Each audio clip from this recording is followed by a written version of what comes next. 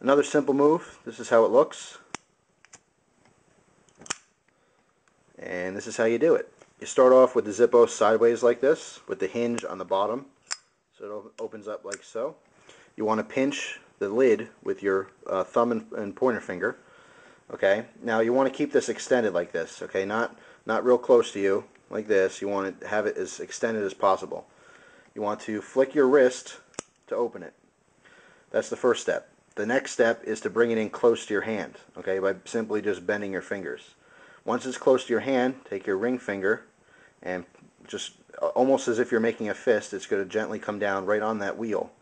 Spark it to light your Zippo, and then you just have to close it by simply flicking upwards. And that's the move. Real simple.